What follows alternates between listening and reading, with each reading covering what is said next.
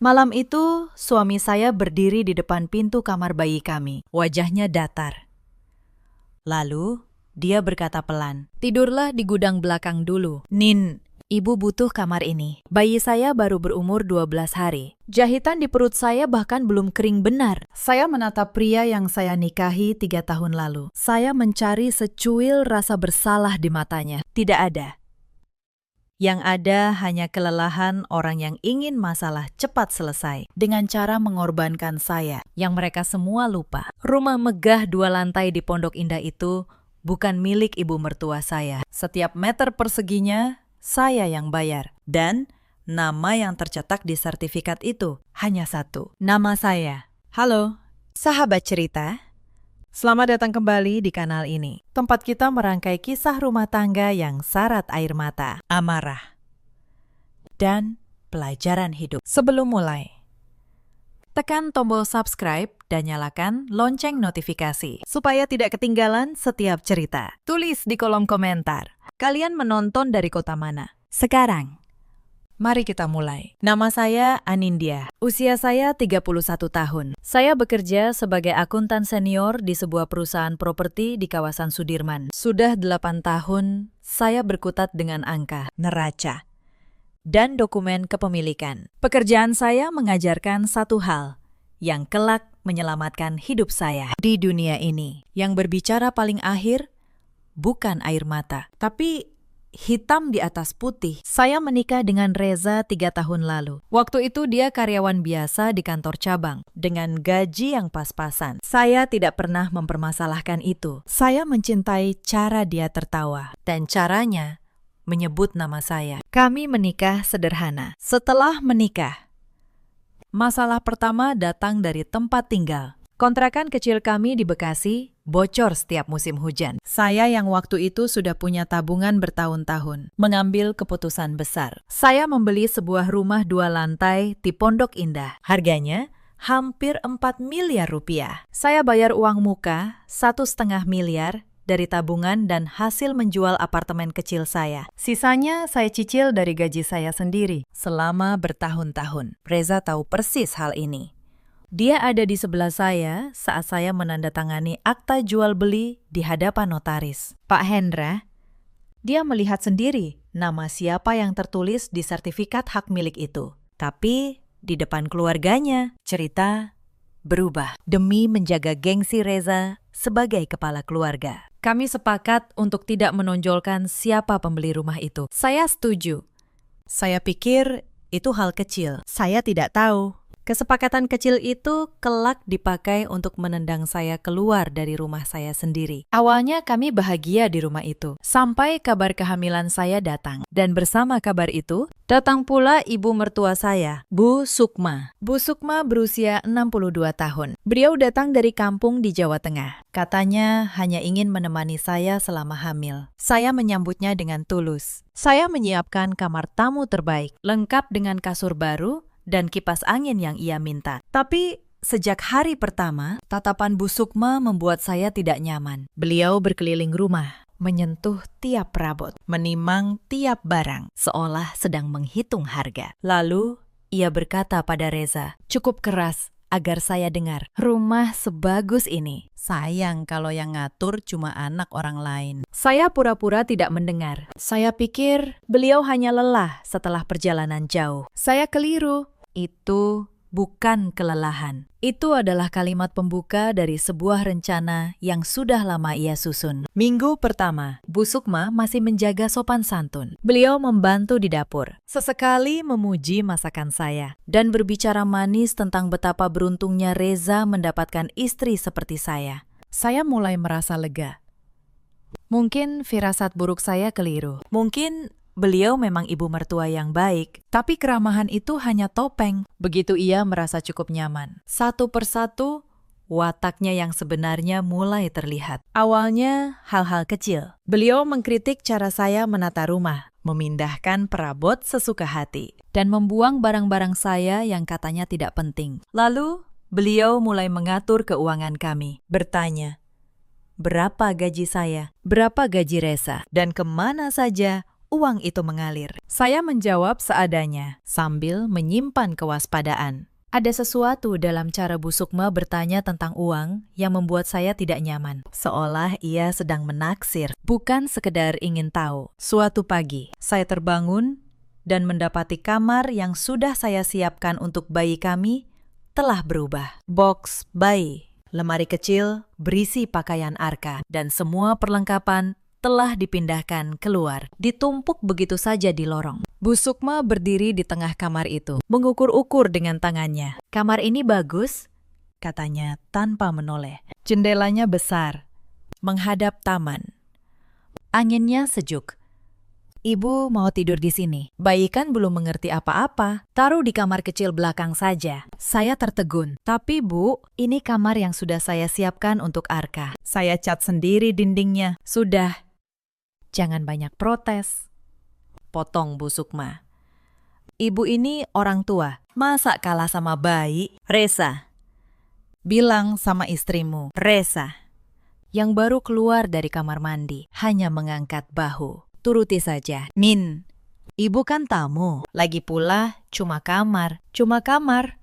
Kata-kata itu menusuk. Bagi Reza, mungkin cuma kamar. Bagi saya, itu adalah ruang yang saya impikan untuk anak saya, yang saya rancang dengan cinta selama berbulan-bulan kehamilan. Tapi saya menelan kekecewaan itu. Saya memindahkan barang-barang Arka ke kamar kecil di belakang, kamar pengap tanpa jendela besar, sambil menahan air mata. Sejak hari itu, saya belajar satu hal. Di rumah ini, keinginan saya selalu kalah. Tapi saya belum tahu. Ini baru permulaan. Bu Sukma baru mengambil satu kamar. Ia belum puas. Yang ia incar adalah seluruh rumah. Kehamilan saya berjalan berat, mual sepanjang hari, kaki bengkak, dan tekanan darah yang naik turun. Tapi yang paling membuat saya lelah bukan tubuh saya, melainkan suasana di rumah sendiri. Bu Sukma mulai mengatur segalanya. Menu makan, jam tidur, sampai cara saya mencuci piring. Setiap pagi ia berdiri di dapur, mengawasi saya seperti mandor mengawasi buruh. Jika gerakan saya lambat, ia berdecak. Jika masakan saya kurang asin, ia menyindir tentang menantu zaman sekarang yang katanya manja. Suatu sore, saat saya pulang kerja dengan perut 7 bulan, Bu Sukma sudah menunggu di ruang tamu. Wajahnya keras. "Nin," katanya tanpa basa-basi, "berhenti kerja saja. Perempuan hamil tugasnya di rumah, ngurus suami dan anak, bukan keluyuran cari uang." Saya terdiam. Pekerjaan itu bukan sekedar uang bagi saya. Itu harga diri saya. Itu juga yang membayar cicilan rumah yang sedang kami tinggali. Tapi saya menahan diri. Saya menatap Reza, berharap ia membela saya. Reza menunduk.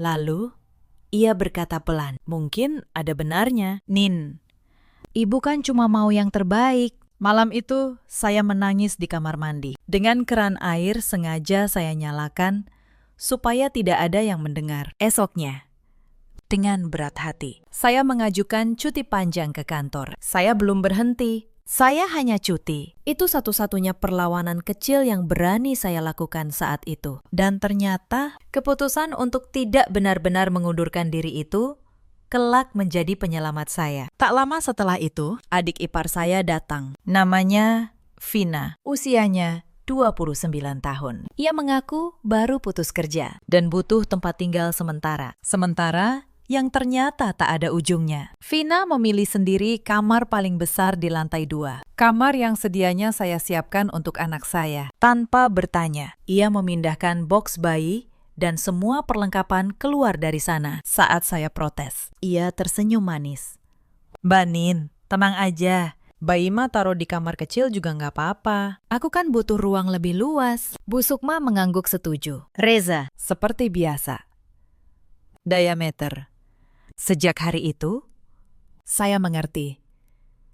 Di rumah yang saya beli dengan keringat saya sendiri, suara saya adalah suara yang paling tidak didengar. Waktu melahirkan tiba lebih cepat dari perkiraan. Saya menjalani operasi sesar 3 hari di rumah sakit. Tidak sekalipun Bu Sukma menengok. Hanya Reza yang datang. Itu pun sambil sibuk dengan ponselnya. Saya pulang ke rumah menggendong bayi laki-laki saya yang mungil. Saya menamainya Arka. Saya pikir kehadiran cucu akan melunakkan hati Bu Sukma. Saya salah lagi. Justru sebaliknya. Malam ke-12 setelah operasi, terjadilah peristiwa yang saya ceritakan di awal tadi. Reza berdiri di pintu kamar, menyuruh saya pindah ke gudang belakang. Alasannya, Bu Sukma ingin tidur di kamar utama yang ber-AC, dan kamar bayi yang sejuk akan dipakai untuk Vina yang katanya susah tidur. Saya, perempuan dengan jahitan operasi yang belum sembuh, dipindahkan ke ruang belakang dekat dapur, ruangan pengap,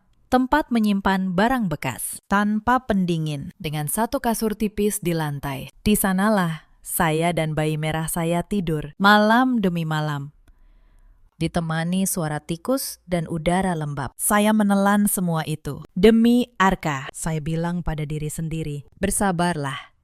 Sebentar lagi. Tapi mereka membaca kesabaran saya sebagai kelemahan. Dan kelemahan di mata orang serakah adalah undangan untuk menindas lebih jauh. Begitu jahitan, saya mulai mengering. Peran saya di rumah itu berubah total. Saya bukan lagi menantu. Saya bukan lagi istri. Saya menjadi pembantu tanpa gaji. Setiap subuh saya bangun, menyiapkan sarapan untuk 4 orang dewasa, sebelum kemudian menyusui Arka. Siang hari, saya mencuci tumpukan pakaian satu keluarga dengan tangan. Karena Bu Sukma bilang, mesin cuci boros listrik. Sore hari, saya menyetrika, mengepel 2 lantai, dan memasak makan malam sesuai selera mereka. Malam hari, barulah saya bisa mengurus anak saya sendiri. Dengan tubuh yang nyaris remuk, Vina memperlakukan saya layaknya babu. Ia akan duduk di sofa, menonton televisi, lalu berteriak memanggil saya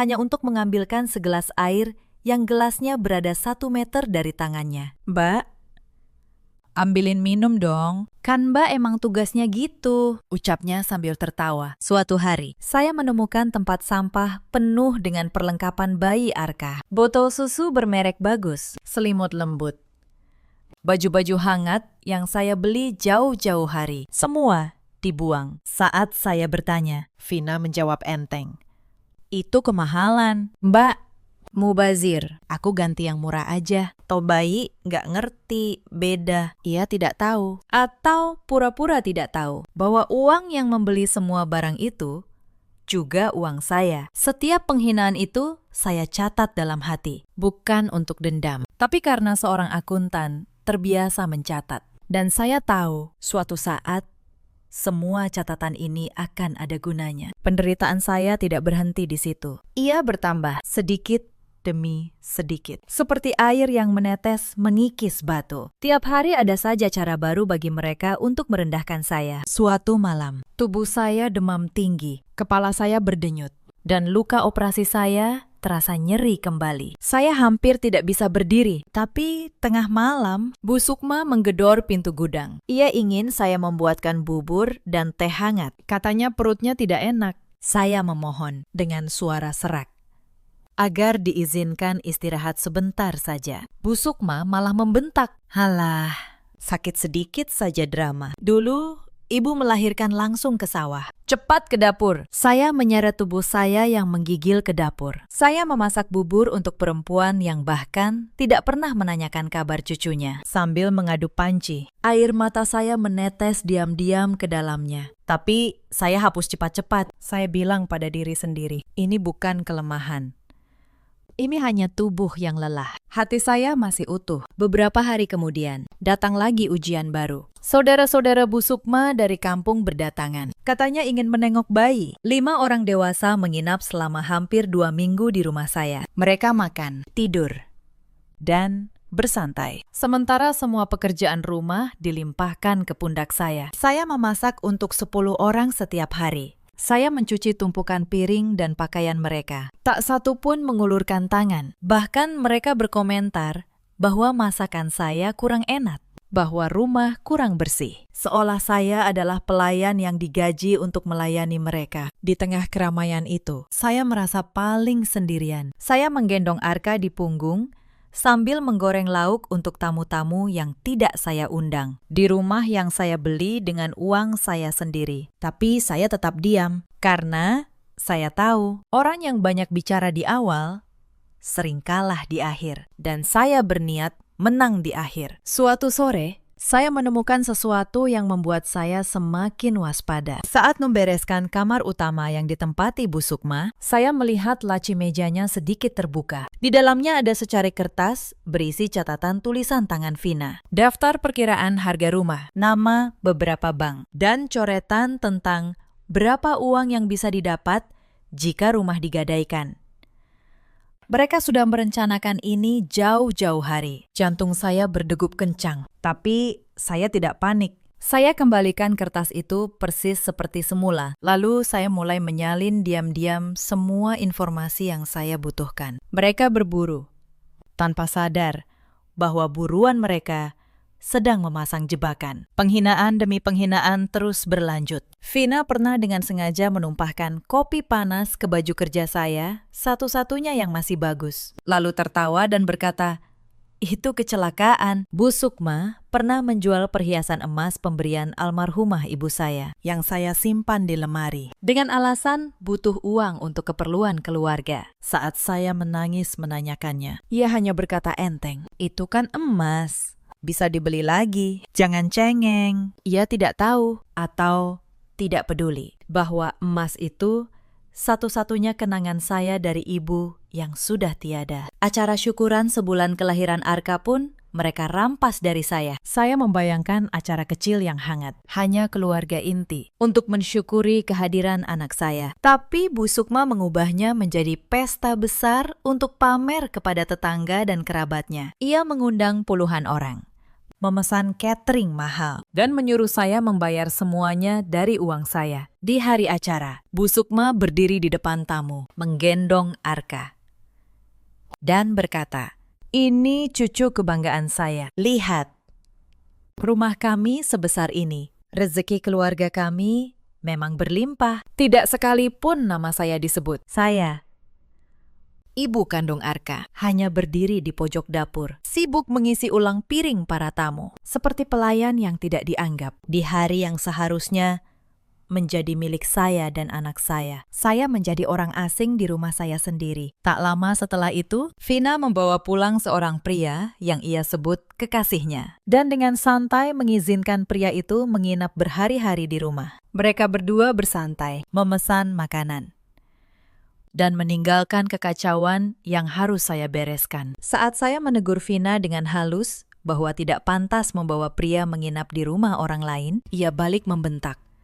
"Rumah orang lain? Ini rumah kakak saya. Kakak saya yang punya, bukan Mbak. Mbak ini siapa? Berani ngatur-ngatur di sini." Saya hanya tersenyum getir. Suatu hari nanti, pikir saya, kamu akan tahu siapa sebenarnya yang punya rumah ini, Vina. Dan saat itu tiba, kamu tidak akan bisa berkata apa-apa lagi. Setiap kehilangan itu menorehkan luka. Tapi setiap luka itu juga mengeraskan tekad saya. Saya bukan lagi perempuan rapuh yang dulu menangis di kamar mandi. Saya adalah perempuan yang sedang menunggu dengan sabar sampai semua bukti terkumpul di tangan saya. Puncak keserakahan mereka muncul pada suatu malam di meja makan. Bu Sukma berbicara dengan Reza, sengaja tidak memelankan suara. Padahal saya berdiri tak jauh sambil menggendong Arka. "Za, ibu mikir-mikir," kata Bu Sukma.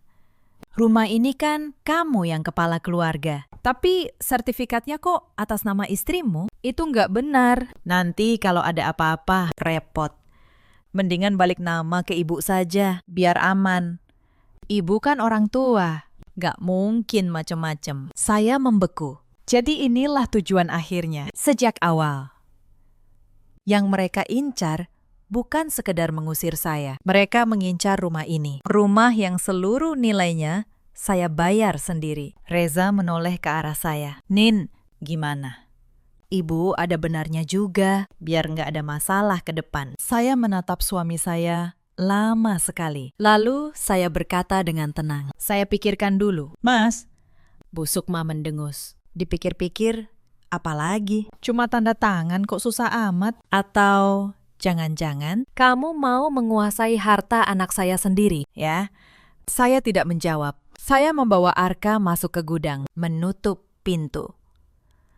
Dan duduk di kasur tipis itu sambil memeluk anak saya erat-erat. Otak akuntan saya mulai bekerja. Diam-diam, saya mulai menyusun rencana. Keesokan harinya, saya menelpon kantor saya dari telepon umum di luar rumah supaya tidak ada yang curiga. Saya pastikan satu hal, status saya masih karyawan aktif, hanya cuti melahirkan. Penghasilan saya, rekening saya, semua masih utuh dan atas nama saya. Lalu saya menelpon satu orang lagi, Pak Hendra, notaris yang dulu mengurus pembelian rumah ini. Pak Hendra, kata saya pelan. Saya butuh memastikan semua dokumen rumah saya aman. Dan saya butuh bantuan Bapak untuk sesuatu. Tapi sebelum rencana saya matang, mereka bergerak lebih dulu. Beberapa hari kemudian, saat saya pulang dari membeli popok, saya melihat sebuah mobil asing terparkir di depan rumah. Di ruang tamu, Vina sedang berbincang akrab dengan seorang pria berpakaian rapi membawa mat tebal. Dari balik dinding, saya mendengar potongan kalimat yang membuat darah saya berdesir. Pria itu berkata, untuk proses balik nama dan pengajuan agunan, kami butuh tanda tangan pemilik sertifikat saat ini. Bu, mereka bukan hanya ingin mengganti nama. Mereka ingin menjadikan rumah ini jaminan utang. Mereka ingin menggadaikan rumah saya, lalu menendang saya dan anak saya ke jalanan tanpa apa-apa. Malam itu, Bu Sukma masuk ke gudang tempat saya tidur. Di tangannya ada map berisi surat-surat dan sebuah pulpen. Ia melempar map itu ke kasur saya. Tanda tangani semua, katanya dingin. Besok. Kalau tidak, kamu dan anakmu keluar dari rumah ini. Saya bangkit perlahan. Saya menatap matanya. Lalu saya berkata, Bu, ini rumah saya. Saya yang membeli. Saya yang membayar. Plak. Tangan Bu Sukma mendarat keras di pipi saya. Arka yang sedang saya gendong terkejut dan menangis kencang. Beraninya kamu ngaku-ngaku rumah anak saya, teriaknya. Dasar menantu durhaka. Saya tidak menangis, saya hanya menatapnya. Dengan pipi yang panas dan hati yang justru semakin dingin. Tapi ada satu hal yang Bu Sukma tidak sadari malam itu. Di ambang pintu gudang, Reza berdiri mematung. Ia melihat semuanya. Ia melihat ibunya menampar istrinya. Ia melihat anaknya yang berumur 2 minggu menjerit ketakutan. Dan untuk pertama kalinya dalam 3 tahun, sesuatu di wajah suami saya itu retak. Malam itu, Reza tidak mengatakan apa-apa. Ia menarik ibunya keluar dari gudang dengan halus, lalu menutup pintu. Saya mendengar suara mereka berdebat lirih di lorong. Saya tidak bisa menangkap semua kata. Tapi saya mendengar Reza berkata satu kalimat yang tidak pernah ia ucapkan sebelumnya. Bu, sudah cukup. Keesokan paginya, suasana di rumah aneh. Bu Sukma dan Vina memandang saya dengan tatapan penuh kemenangan. Yakin saya akan menyerah hari itu. Reza menghindari mata saya. Saya berpura-pura kalah. Saya menunduk. Saya menyiapkan sarapan seperti biasa. Saya berkata dengan suara lemah bahwa saya butuh waktu beberapa hari untuk mengurus surat-surat yang katanya mereka minta. Bu Sukma tersenyum puas. Nah, gitu dong. Dari awal nurut kan enak. Mereka mengira saya sedang menyiapkan dokumen untuk menyerahkan rumah. Padahal, saya sedang menyiapkan dokumen untuk merebut kembali hidup saya. Selama 3 hari berikutnya, saya bergerak dalam diam. Saat semua orang tidur siang, saya menelpon Pak Hendra dan menjelaskan seluruh situasi. Sebagai notaris yang dulu menangani pembelian rumah, beliau memegang seluruh berkas asli, akta jual beli, bukti pembayaran, riwayat cicilan dari rekening saya, sampai sertifikat hak milik yang sah. Semua atas nama Anindya, hanya nama saya. Bu Anindya, kata Pak Hendra di telepon. Secara hukum, posisi ibu sangat kuat. Rumah ini 100% milik ibu. Tidak ada satupun pihak yang bisa membalik nama atau menggadaikannya tanpa tanda tangan asli ibu di hadapan saya. Dan saya tidak akan pernah memproses dokumen apapun yang ibu tidak setujui. Lalu beliau menambahkan sesuatu yang membuat saya menarik napas lega. Bahkan, secara hukum. Ibu berhak meminta siapapun yang tinggal di properti milik ibu untuk pergi. Jika mereka menolak, ibu bisa menempuh jalur resmi. Saya bisa siapkan surat-suratnya. Saya juga menghubungi kantor saya. Saya bicara dengan atasan saya, menjelaskan bahwa saya siap kembali bekerja kapan saja. Posisi saya aman. Gaji saya utuh. Saya tidak pernah benar-benar kehilangan kemandirian saya. Saya hanya menyembunyikannya dan membiarkan mereka mengira saya tak berdaya. Pria yang membawa map tebal itu, yang ternyata seorang calo pengurusan kredit yang disewa Vina, datang lagi pada hari keempat. Kali ini, saya yang membukakan pintu. Saya menyambutnya dengan sopan, lalu berkata dengan tenang, "Maaf, Pakistan, saya pemilik sah rumah ini. Sertifikat atas nama saya. Saya tidak pernah dan tidak akan pernah menyetujui pengajuan agunan apapun. Jika Bapak melanjutkan, Bapak bisa terseret kasus pemalsuan. Sebaiknya Bapak pergi." Wajah pria itu langsung pucat. Ia menatap Vina yang berdiri kaku di belakang saya, lalu buru-buru mengambil tasnya dan pergi tanpa pamit. Vina ternganga. "Mbak ngomong apa barusan?" Suaranya bergetar. Saya hanya tersenyum tipis. "Nanti kamu akan tahu." Vin, itulah awal dari runtuhnya semua rencana mereka. Tapi saya belum selesai. Saya menunggu satu momen yang tepat. Momen di mana semua orang yang pernah menghina saya berkumpul di satu ruangan. Dan momen itu datang akhir pekan berikutnya, saat Bu Sukma mengadakan acara arisan keluarga besar di rumah. Rumah saya, Sabtu siang itu. Rumah dipenuhi sanak saudara dari pihak Bu Sukma. Ada para bibi, om, sepupu Reza, dan beberapa tetangga lama dari kampung. Bu Sukma berdandan rapi, memamerkan rumah megah itu kepada semua tamu. Seolah itu adalah istananya sendiri. Ia berkeliling, menunjuk lampu kristal, sofa kulit, dan lantai marmer, sambil berkata dengan bangga, "Ini semua hasil jerih payah keluarga kami. Anak saya, Reza, memang hebat. Saya, seperti biasa, ditempatkan di dapur. Tugas saya menyiapkan dan mengantar hidangan untuk 20 lebih tamu.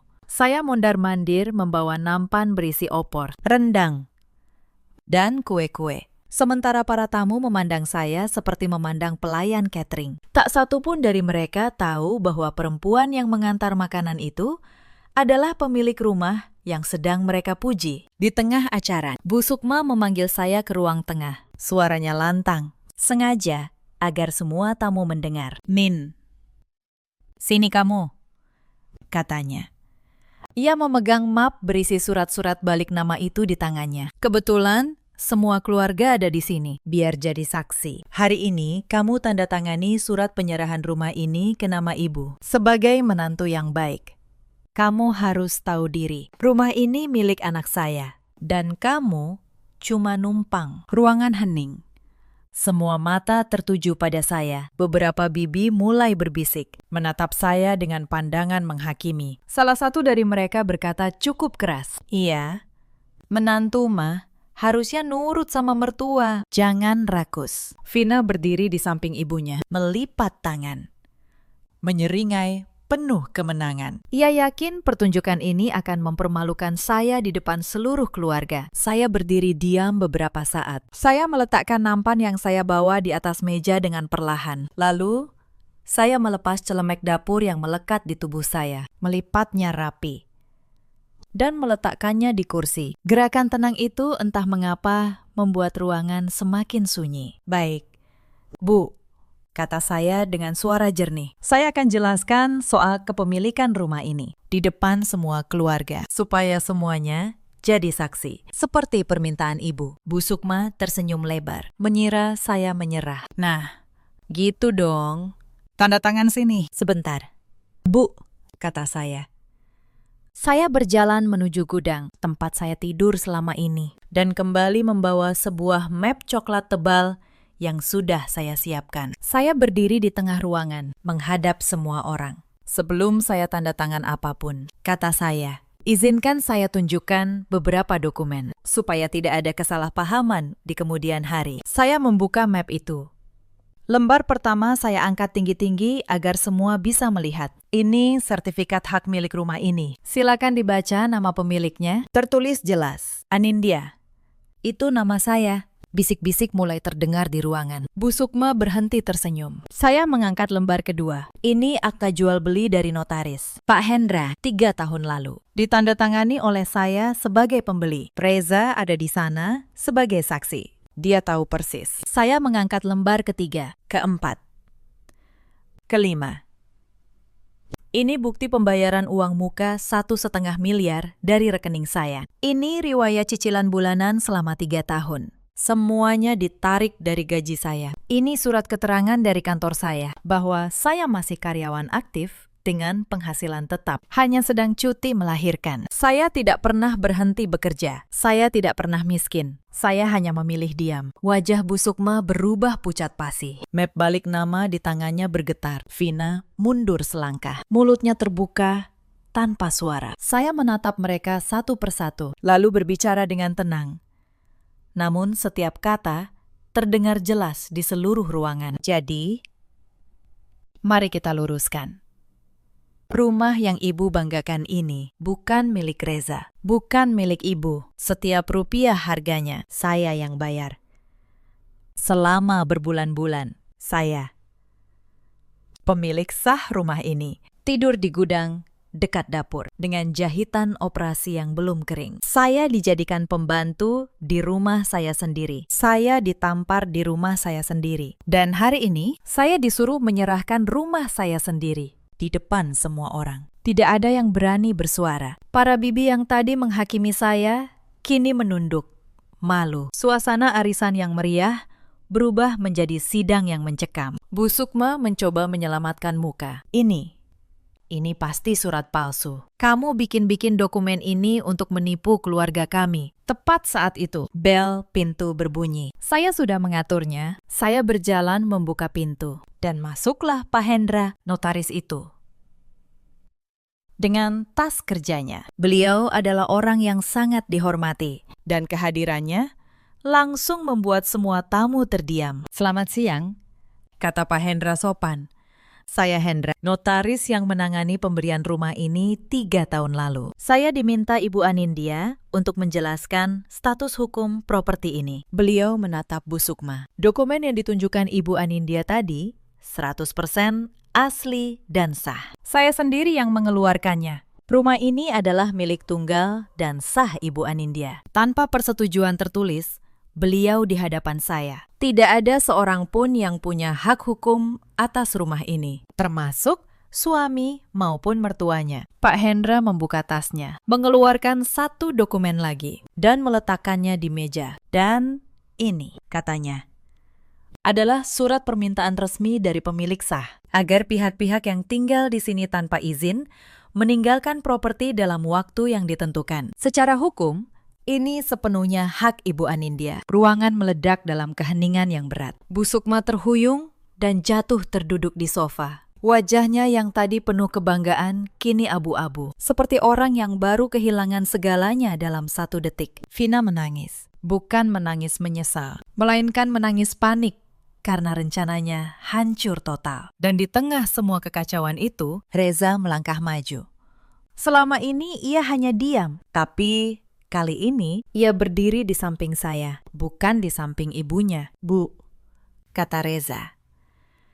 Suaranya bergetar, tapi tegas. Cukup. Aku sudah lihat semuanya. Aku lihat ibu menampar istriku. Aku lihat anakku menangis ketakutan. Aku biarkan itu terlalu lama, karena aku pengecut. Tapi tidak lagi. Ia menoleh ke arah saya. Matanya basah. Maafkan aku, Nin. Aku gagal melindungimu. Aku malu pada diriku sendiri. Apapun keputusanmu setelah ini, aku terima. Bu Sukma menatap anaknya dengan tidak percaya. Reza, kamu bela perempuan itu daripada ibumu sendiri. Reza menjawab dengan kalimat yang menutup seluruh perdebatan. Aku tidak membela siapa-siapa, Bu. Aku cuma berhenti membela yang salah. Bu Sukma tidak menyerah begitu saja. Ia bangkit dari sofa, suaranya meninggi. Mencoba mengembalikan kekuasaan yang baru saja runtuh di hadapannya. Ibu ini yang melahirkanmu. Reza, Ibu yang membesarkanmu. Sekarang gara-gara perempuan ini, kamu lupa diri. Anak durhaka. Reza diam sejenak. Lalu ia berkata dengan suara yang tenang namun penuh luka. Bu, justru karena ibu yang membesarkan aku tahu. Ibu sebenarnya tidak seperti ini. Tapi entah sejak kapan, yang ibu pikirkan cuma harta. Ibu menyuruh aku mengambil rumah istriku. Ibu menyuruh aku menyakiti perempuan yang sudah memberi aku anak. Apa itu yang ibu sebut kasih sayang seorang ibu? Aku lebih malu lagi. Karena selama ini aku menurutinya. Ia menoleh ke arah Vina. Dan kamu, Vin, kamu pikir aku tidak tahu rencanamu menggadaikan rumah ini? Aku tahu. Aku cuma terlalu pengecut untuk mengakuinya. Tapi hari ini selesai sudah. Vina yang terpojok mencoba berbalik menyerang. Mas Reza juga sama saja. Selama ini Mas diam saja waktu kami memperlakukan dia begitu. Sekarang sok jadi pahlawan. Kalimat itu menampar Reza tepat di hati. Karena itu benar. Ia menundukkan kepala, lalu menatap saya dengan mata yang basah. Vina benar. Nin, aku sama bersalahnya dengan mereka. Mungkin lebih bersalah karena aku suamimu dan aku membiarkanmu menderita. Aku tidak minta kamu memaafkan aku sekarang. Aku cuma minta kesempatan untuk memperbaiki semuanya. Pelan-pelan. Ruangan kembali hening. Pak Hendra yang berdiri sebagai saksi memecah keheningan dengan suara yang berwibawa. Saya rasa semuanya sudah jelas. Secara hukum, rumah ini milik Ibu Anindya. Apapun keputusan keluarga setelah ini, hak kepemilikan tidak bisa diganggu-gugat. Saya hanya menjalankan tugas saya untuk memastikan keadilan ditegakkan sesuai dokumen yang sah. Saya menatap seluruh ruangan. Orang-orang yang beberapa jam lalu memandang saya sebagai pembantu, kini menatap saya dengan campuran rasa malu dan hormat. Saya tidak merasa menang. Saya hanya merasa lega. Seperti orang yang akhirnya bisa meletakkan beban berat yang telah ia pikul terlalu lama. Saya berjalan mendekati Bu Sukma yang terduduk lemas. Saya tidak berteriak. Saya tidak membalas semua hinaannya. Saya hanya berkata pelan, Bu, saya tidak pernah berniat merebut apapun dari Ibu. Saya hanya mempertahankan apa yang memang milik saya dan milik anak saya. Seandainya Ibu memperlakukan saya dengan hormat, rumah ini akan selalu terbuka untuk Ibu. Tapi Ibu memilih jalan lain. Bu Sukma tidak menjawab. Ia hanya menunduk dengan air mata yang menetes ke lantai marmer yang tadi ia banggakan sebagai miliknya. Acara arisan itu bubar dalam diam. Para tamu pergi satu persatu. Sebagian menundukkan kepala saat melewati saya. Beberapa bahkan berbisik minta maaf. Bibi yang tadi menyebut saya rakus berhenti di depan saya, menggenggam tangan saya, dan berkata lirih, "Maafkan kami. Nak, kami salah menilaimu." Saya tidak mengusir Bu Sukma dan Vina malam itu juga. Saya bukan orang seperti mereka. Saya memberi mereka waktu 1 minggu untuk berkemas dan pergi. Selama 1 minggu itu, suasana rumah terbalik total. Tidak ada lagi teriakan memanggil saya. Tidak ada lagi perintah. Bu Sukma mengurung diri di kamar. Vina berjalan mengendap-endap, takut bertemu pandang dengan saya. Yang menarik, justru di minggu terakhir itulah saya melihat watak asli Vina yang sesungguhnya. Suatu malam, saya tidak sengaja mendengar Vina dan Bu Sukma bertengkar hebat di kamar. "Ini semua gara-gara Ibu," teriak Vina pada ibunya sendiri. Ibu yang bilang rumah ini gampang diambil. Ibu yang janji aku bakal dapat bagian. Sekarang aku nggak dapat apa-apa, malah harus angkat kaki. "Vina, jaga mulutmu sama Ibu," balas Bu Sukma. "Jaga apa? Selama ini aku nurut sama Ibu, cuma karena Ibu janji harta. Kalau nggak ada untungnya, ngapain aku ngurusin Ibu? Cari aja anak Ibu yang lain buat numpang." Saya berdiri di balik pintu, dan untuk pertama kalinya, saya merasakan sesuatu yang aneh. Bukan kepuasan, melainkan rasa iba. Bu Sukma menghabiskan seluruh tenaganya untuk menyingkirkan saya, menantu yang sebenarnya menghormatinya, demi membela Vina. Putri yang ternyata hanya mengincar hartanya. Karma datang lebih cepat dari yang saya kira, dan datang dari arah yang paling tidak ia duga, dari darah dagingnya sendiri. Di hari mereka pergi, Bu Sukma berdiri di depan pintu dengan koper di tangan. Wajahnya tua sekali. Jauh lebih tua dari usianya. Ia menatap saya, dan untuk pertama kalinya, tidak ada kebencian di matanya, hanya penyesalan. "Nin," katanya parau. "Ibu? Ibu salah." Saya menatapnya. Saya bisa saja membalas dengan kata-kata pedas, tapi saya tidak. "Iya, Bu," kata saya. "Tenang, Ibu salah. Tapi yang lebih menyakitkan buat Ibu bukan saya, tapi orang yang Ibu bela mati-matian selama ini. Pulanglah, Bu.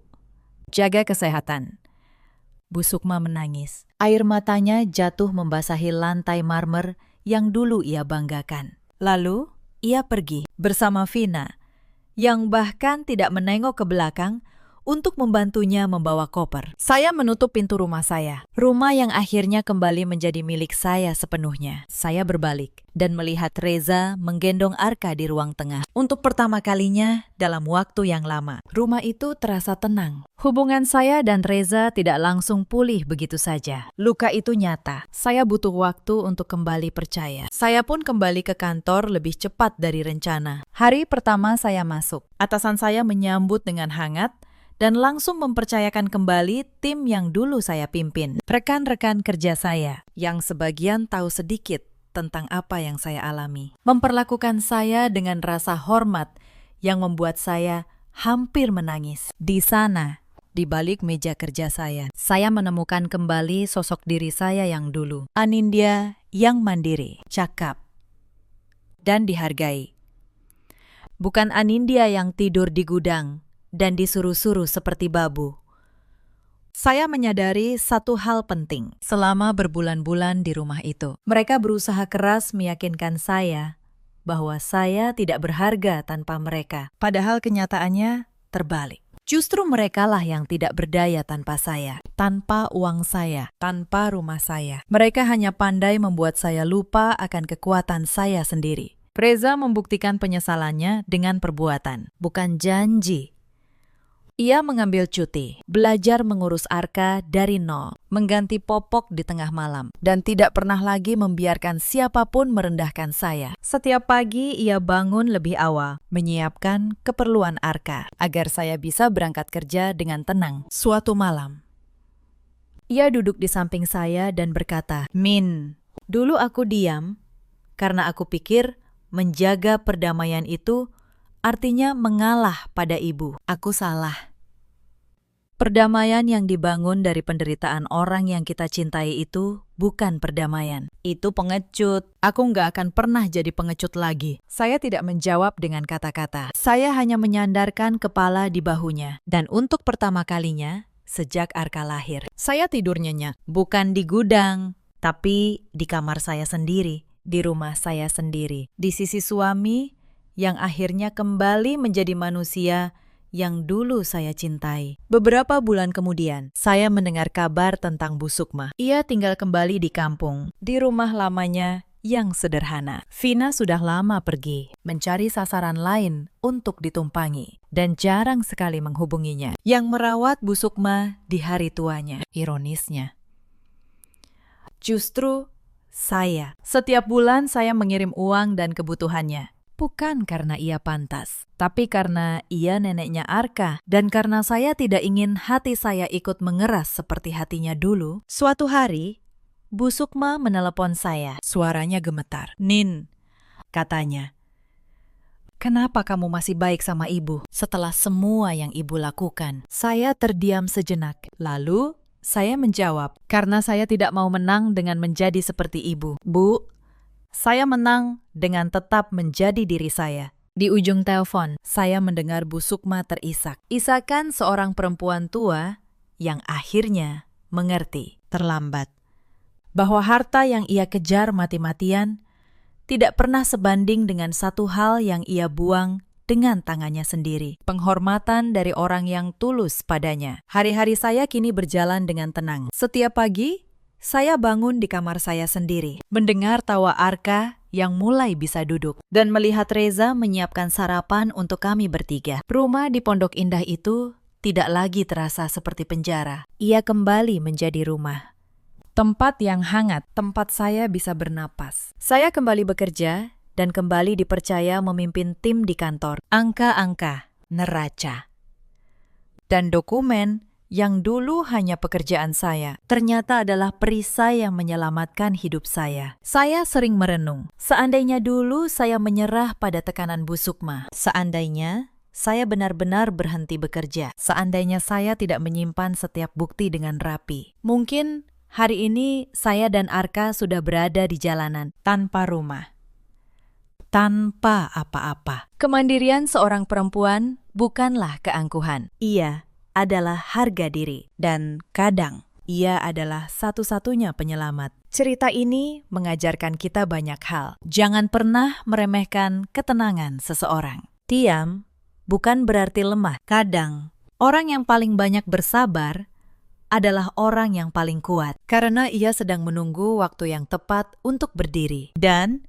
jangan pernah dengan tangan kita sendiri membuang orang yang tulus mencintai kita demi keserakahan sesaat. Di luar sana, ada banyak perempuan yang mungkin sedang berada di posisi saya dulu. Diperlakukan seperti pembantu di rumahnya sendiri. Disuruh diam demi menjaga keutuhan keluarga. Dipaksa menyerahkan hak yang dengan susah payah ia perjuangkan. Jika kalian salah satunya, ingatlah ini.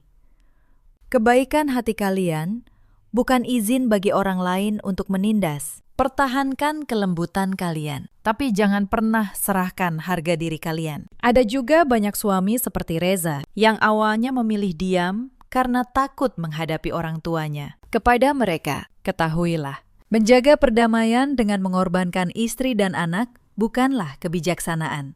Itu adalah pengkhianatan yang dibungkus kata berbakti. Keberanian sejati seorang lelaki bukan saat ia menuruti semua kemauan ibunya, tapi saat ia berani membela yang benar, sekalipun itu menyakitkan. Dan ada pula para ibu mertua seperti Bu Sukma, yang karena rasa takut kehilangan kuasa atas anaknya, justru menghancurkan keluarga anaknya sendiri. Mereka lupa, kasih sayang tidak diukur dari seberapa banyak harta yang bisa direbut, melainkan dari seberapa tulus hati yang bisa dirangkul. Bu Sukma mengejar sebuah rumah dan kehilangan keluarga. Ia membela putri yang serakah dan kehilangan menantu yang tulus. Itulah karma yang ia ciptakan dengan tangannya sendiri. Hari ini, Bu Sukma menjalani masa tuanya dalam sepi di kampung. Vina menghilang entah kemana, muncul hanya saat butuh uang. Sementara saya, Reza, dan Arka hidup tenang di rumah yang dulu menjadi medan perang itu. Saya tidak menyimpan dendam.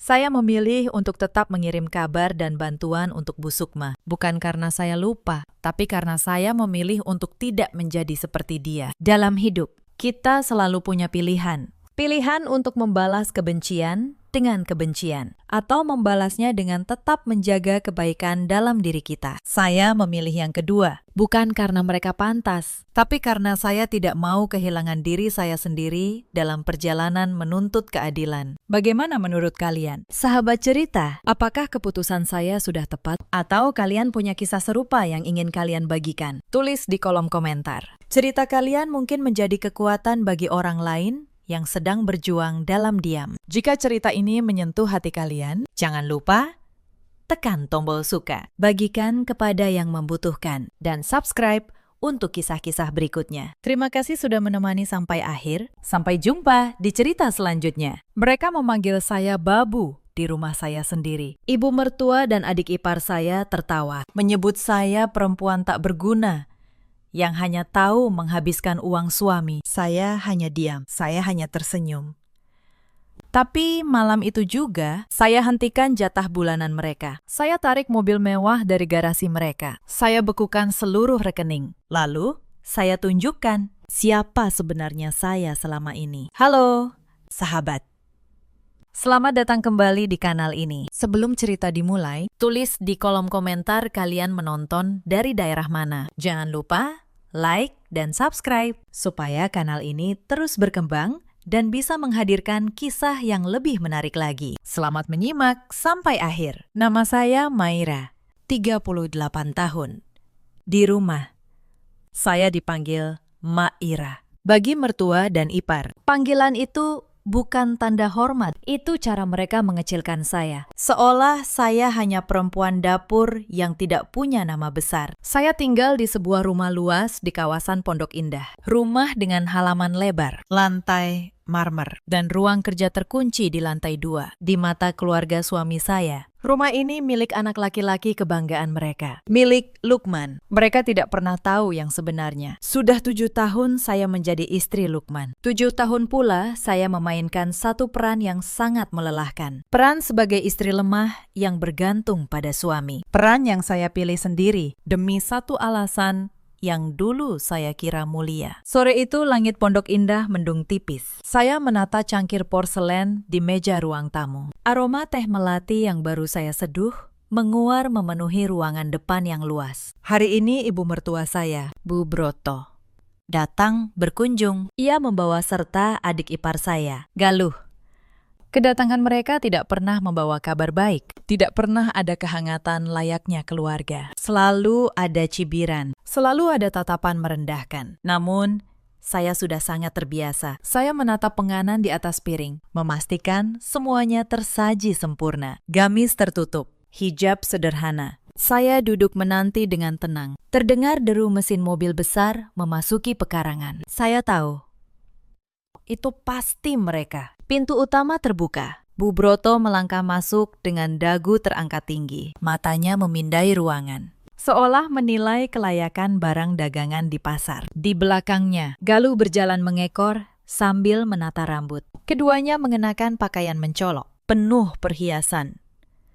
Gelang emas berkilauan di pergelangan tangan mereka. Saya berdiri menyambut mereka, mempersilahkan keduanya duduk di sofa. Tapi belum sempat saya menuangkan teh. Rentetan kata sakit sudah meluncur dari mulut Bu Broto. Ia memandang saya dari ujung kepala sampai ujung kaki. Lalu ia menyesap teh yang baru saja dituang dan mencibir. Bu Broto berkata keras, Teh ini terlalu tawar. "Sama persis seperti hidupmu yang tidak ada gunanya." Saya tetap tersenyum. Saya tidak menjawab.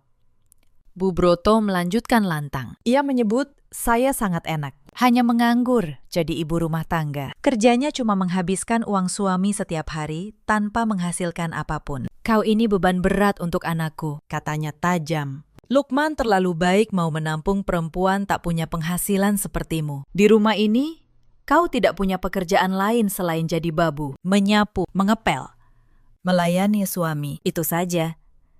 Galuh yang duduk di sebelahnya tertawa terbahak-bahak. Ia menimpali dengan pedas. "Mbak Maira memang beruntung sekali," ujarnya.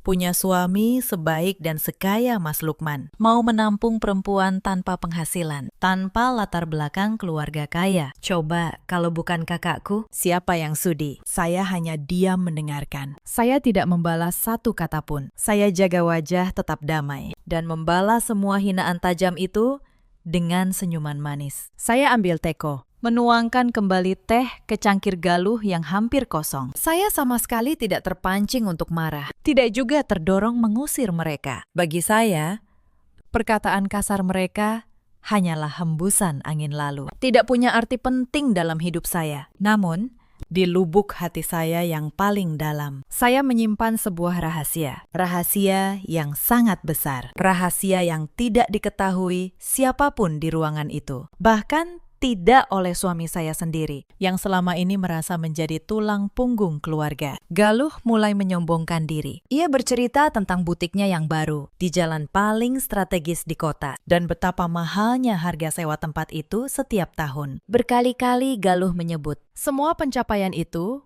murni hasil bantuan dana dari Lukman. Kakak laki-laki yang katanya rela mengeluarkan uang berapapun demi kebahagiaan adiknya. Tidak mau kalah, Bu Broto ikut memamerkan mobil mewah besar yang baru tiba di garasinya pagi itu.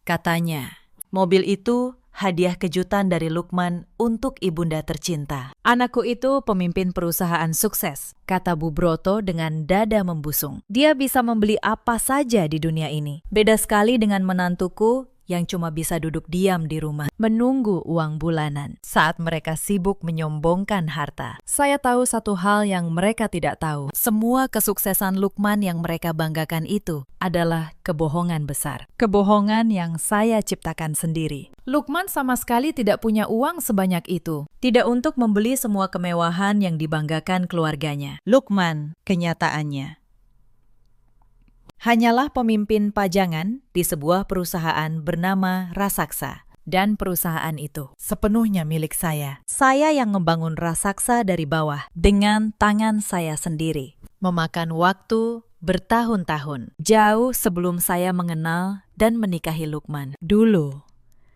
demi menjaga martabat suami di depan keluarganya yang gila hormat, saya tempatkan Lukman di kursi pemimpin tertinggi. Saya beri dia gaji besar, sementara saya memegang kendali penuh atas semua keputusan dari balik layar. Saya ingat jelas saat tangan saya sendiri menandatangani lembar cek bernilai miliaran rupiah untuk membeli mobil mewah yang kini dibanggakan Bu Broto itu. Saya juga ingat saat saya menyuruh asisten mengurus pembelian tanah dan bangunan tempat butik Galuh kini berdiri. Semua aset berharga itu sah, berada di bawah kendali penuh saya. Dulu, Lukman memohon agar dibelikan barang-barang mewah, supaya ibu dan adiknya senang dan berhenti menuntut. Saya menyetujuinya, semata demi ketenangan rumah tangga. Tapi melihat sikap mertua dan ipar yang makin tidak tahu diri, makin tidak tahu terima kasih. Dan justru makin gencar merendahkan saya. Kesabaran panjang saya akhirnya mencapai batas. Hari ini, batas itu pecah. 2 jam berlalu, dipenuhi hinaan beruntun dan pamer harta. Akhirnya mereka merasa puas dan memutuskan pulang. Saya mengantar keduanya sampai ke pintu depan, masih dengan senyum manis yang tak pernah pudar. Saya melambaikan tangan dengan tenang saat mobil mewah hasil uang saya itu keluar perlahan dari gerbang. Begitu mobil berbelok di ujung jalan dan benar-benar hilang dari pandangan, senyum ramah di wajah saya perlahan menghilang, digantikan oleh tatapan mata tajam yang sangat dingin. Penuh perhitungan, saya membalikkan badan dan melangkah kembali masuk ke dalam rumah. Saya menaiki tangga menuju ruang kerja saya di lantai 2, ruangan yang selalu terkunci rapat. Tidak ada satu orang pun yang diizinkan masuk tanpa persetujuan saya, termasuk Lukman, suami saya sendiri. Saya duduk bersandar di kursi kerja berbahan kulit tebal. Saya ambil telepon genggam dari atas meja. Saya cari satu nama penting di daftar kontak pribadi saya. Saya tekan tombol panggilan. Nada sambung berbunyi beberapa kali sebelum seorang pria menjawab. Dia asisten pribadi kepercayaan saya. Tangan kanan yang selama ini mengurus seluruh dokumen dan keuangan rahasia milik saya. Saya memberikan perintah dengan suara yang sangat tenang. Namun, di balik ketenangan itu, ada ancaman yang tidak bisa ditawar. Saya minta dia mulai bergerak. Laksanakan semua malam itu juga, tanpa menunda waktu sedetik pun. Saya perintahkan semua fasilitas kemewahan yang selama ini dinikmati cuma-cuma oleh Bu Broto dan Galuh dicabut.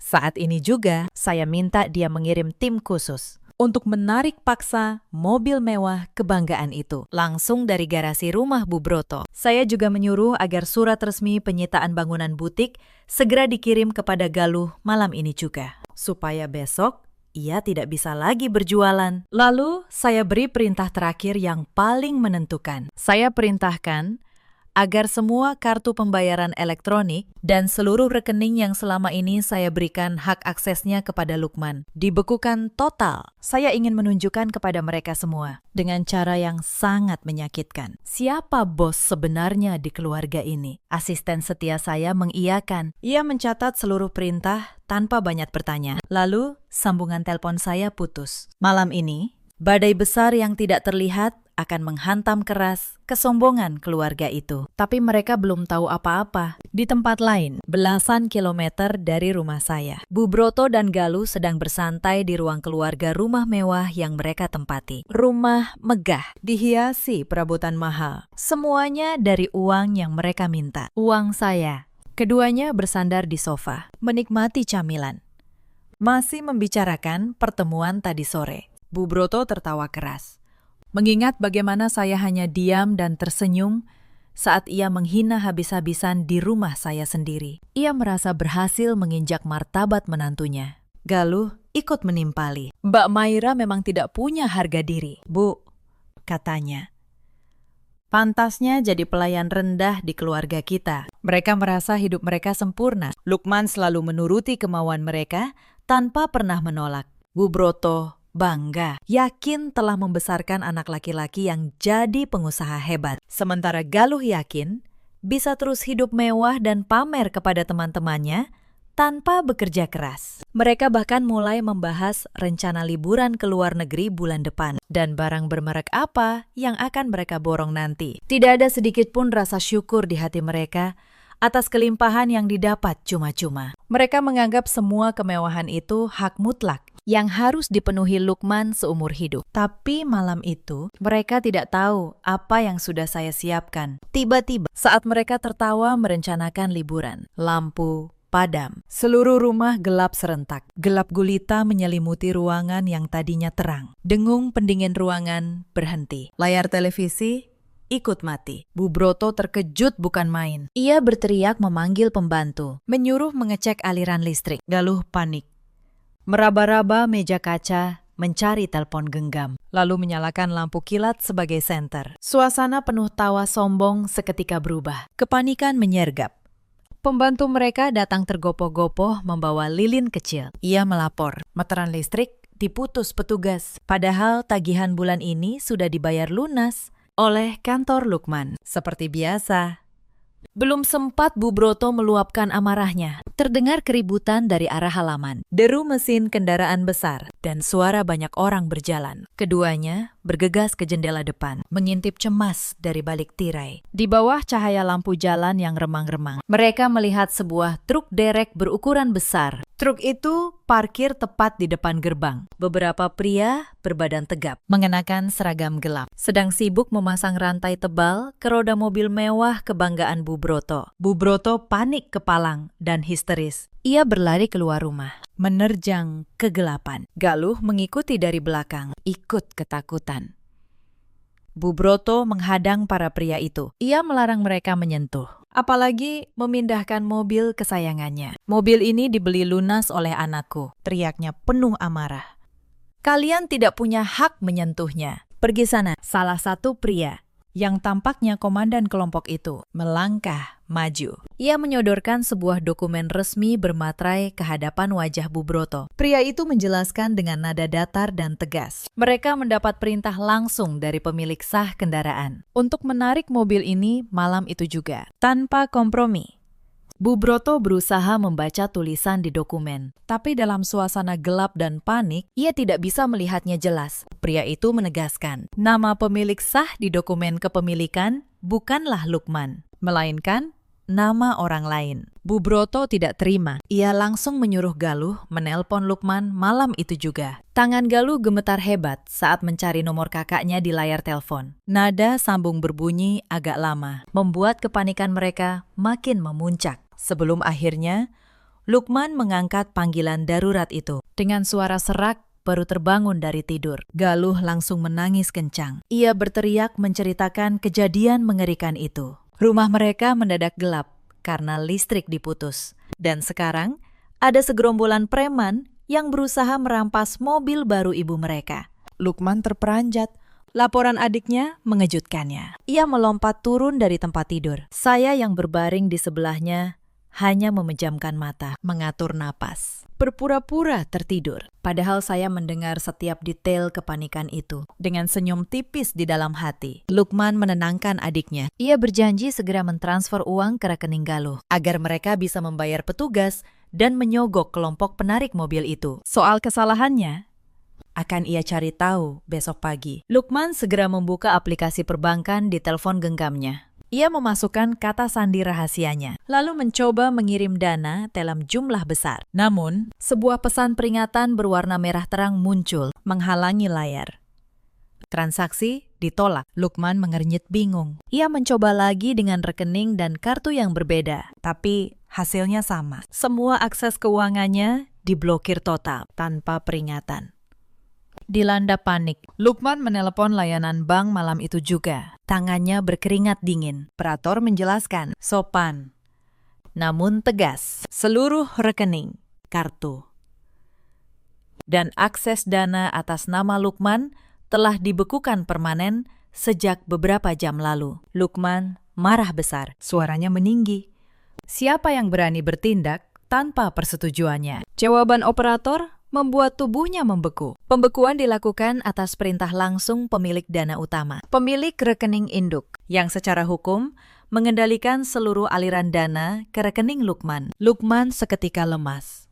Ia tahu betul siapa satu-satunya orang yang memegang kendali sebagai pemilik dana utama di balik semua kekayaannya. Tapi ia belum berani memikirkannya. Di halaman rumah Bu Broto, truk derek meraung keras. Truk itu mengangkut mobil mewah keluar, lalu pergi, meninggalkan pekarangan yang sunyi. Bu Broto tersungkur di rumput. Ia menangis terseduh, meratapi mobil kebanggaannya yang lenyap di telan malam. Galuh memeluk tubuh ibunya yang gemetar. Tepat saat keputusasaan melanda, layar telepon Galuh menyala terang di tengah gelap. Sebuah surat elektronik baru masuk. Galuh membuka pesan itu. Tangannya gemetar. Sebuah surat dari firma hukum terkenal. Isinya pemberitahuan penyitaan aset dan penghentian paksa sewa bangunan komersial. Bangunan yang selama ini ia banggakan sebagai butik mewahnya. Dokumen hukum itu menyatakan dengan jelas, hak guna bangunan telah dicabut sepihak oleh pemilik sah, tanpa pesangon. Galuh diberi batas waktu kurang dari 24 jam untuk mengosongkan seluruh isi butiknya. Jika lewat, semua barang dagangan akan dibuang oleh pihak berwenang. Galuh membaca nama pemilik sah yang tercetak tebal di bawah surat. Matanya terbelalak. Jantungnya seakan berhenti saat mengenali nama itu. Ia menjatuhkan teleponnya. Kakinya tidak kuat lagi menopang tubuhnya. Galuh jatuh terduduk lemas di ubin teras yang dingin. Ia menyadari dengan rasa takut yang luar biasa bahwa malam petaka yang menghancurkan hidupnya ini baru saja dimulai. Matahari pagi baru menyembul dari ufuk timur, membawa sinar hangat. Namun, suasana cerah itu sama sekali tidak terasa oleh Bu Broto dan Galuh. Keduanya tidak bisa memejamkan mata walau sedetik sepanjang malam. Mereka duduk terdiam, menggigil kedinginan di ruang tamu yang gelap setelah listrik diputus. Marah, takut, dan tidak terima bercampur di dada Bu Broto. Ia bangkit, merapikan pakaian yang kusut, lalu menyuruh Galuh bersiap. Karena mobil sudah ditarik. Mereka terpaksa memesan taksi daring lewat telepon Galuh yang baterainya hampir habis. Sepanjang jalan menembus macet, Bu Broto menggerutu lantang. Ia menyalahkan saya atas semua penderitaan pagi itu. Ia yakin menantunya yang pendiam telah merancang tipu muslihat untuk menguras dan menyembunyikan isi rekening keluarga. Taksi daring itu akhirnya berhenti tepat di depan gerbang besi rumah saya. Bu Broto turun dengan langkah kaki yang dihentakkan keras ke tanah sebagai bentuk pelampiasan amarahnya. Ia mendorong pintu gerbang yang kebetulan tidak terkunci rapat, lalu berjalan cepat melintasi halaman depan yang luas. Galuh mengikuti dari belakang, menggenggam teleponnya yang layarnya sudah retak. Sesampainya di pintu utama kayu jati, Bu Broto tidak menekan bel. Ia langsung menggedor daun pintu dengan kepalan tangannya, sekuat tenaga, berulang kali. Lukman, Maira, buka pintu, teriaknya kasar. Gedoran itu menggema, memecah ketenangan perumahan elit. Para pembantu saya berlarian dari dapur. Wajah mereka pucat. Mereka ketakutan melihat amukan wanita itu. Mereka tak berani membuka pintu, hanya mengintip dari celah jendela. Di lantai atas, Lukman yang baru tertidur 2 jam, terbangun terkejut. Kepalanya berat, pandangannya berkunang-kunang. Ia bangkit dan berjalan gontai menuruni tangga. Begitu pintu dibuka, Bu Broto menerobos masuk. Ia menyerang Lukman. Tuduhan beruntun keluar dari mulutnya. Ia menunjuk-nunjuk wajah anaknya. Mengapa listriknya diputus? Mengapa mobilnya ditarik orang tak dikenal? Dan ia menuduh saya mencuri seluruh tabungan keluarga. Lukman hanya berdiri mematung di tengah ruangan sambil memegangi kepalanya yang makin berdenyut. Ia sendiri tidak tahu harus menjawab apa, karena ia juga sedang dilanda kebingungan luar biasa soal seluruh rekening pribadinya yang diblokir serentak. Di tengah pertengkaran sengit antara ibu dan anak itu, Terdengar suara raungan sirene kendaraan yang sangat keras, mendekat dari arah jalan raya, lalu berhenti tepat di depan gerbang rumah. Suara sirene itu membuat semua orang di ruangan terdiam. Bu Broto tersenyum puas dan membusungkan dada. Ia mengira polisi datang untuk menangkap saya, karena sebelumnya ia memang sempat mengancam akan melaporkan menantunya ini ke pihak berwajib atas tuduhan pencurian uang keluarga. Beberapa petugas kepolisian berseragam turun dari kendaraan dinas, memasuki halaman rumah. Mereka didampingi dua pria berpakaian rapi yang membawa map dokumen resmi. Lukman bergegas ke teras menyambut dengan perasaan campur aduk. Namun perkiraan Bu Broto meleset sangat jauh. Petugas kepolisian itu tidak mencari keberadaan saya, apalagi berniat menangkap saya. Mereka justru menanyakan seseorang yang bernama Bu Broto. Mendengar namanya dipanggil, Bu Broto melangkah maju dengan wajah angkuh. Ia bersiap memberi keterangan palsu mengenai menantunya. Akan tetapi, salah satu pria berpakaian rapi yang datang bersama polisi itu langsung membacakan sebuah surat putusan resmi dari pengadilan negeri. Surat itu adalah surat perintah pengosongan paksa